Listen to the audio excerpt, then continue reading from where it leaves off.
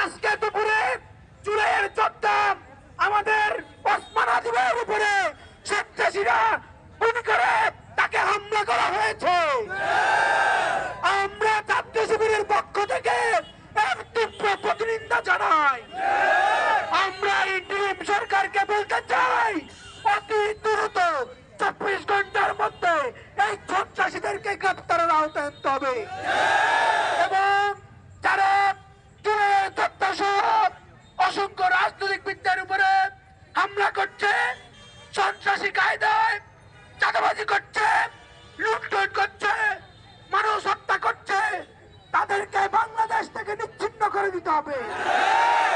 তাদেরকে অতি ত্বরিতভাবে তাদেরকে গ্রেপ্তার আওতায় আনতে হবে। এই পর্যায়ে আপনাদের সামনে ভাই ও বন্ধুগণ, আসসালামু আলাইকুম ওয়া রাহমাতুল্লাহ।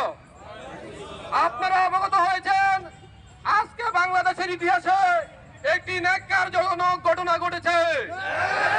আমাদের এই স্বাধীন বাংলাদেশের দ্বিতীয় স্বাধীনতার জুলাই শহীদ যোদ্ধার গায়ে তারা গুলি করেছে। তারা চেষ্টা করে চিন্তা করেছে এক হাদি ভাইকে গুলিবিদ্ধ করে তারা বাংলাদেশের সকল সংগ্রামী ভাইদেরকে থামিয়ে দেবে। কিন্তু আমরা বলে দিতে চাই, এক হাদি ভাইয়ের রক্তের বিনিময়ে বাংলাদেশের লাখো লাখো হাদি ভাই জন্ম নিবে। আগামী দিনে এইভাবে যদি কোন হাদি ভাইয়ের উপর, কোন জুলাই যোদ্ধার উপর, কোন মুক্তিকামী ব্যক্তির উপর হামলা করা হয়, তাহলে আমরা ছাত্র জনতাকে সাথে নিয়ে এর দাঁত ভাঙা জবাব দেব। আমরা প্রশাসনের দৃষ্টি আকর্ষণ করে বলছি, আগামীতে যেন আর কোন সন্ত্রাসী কার্যক্রম বাংলার জমিনে সংগঠিত হতে না পারে।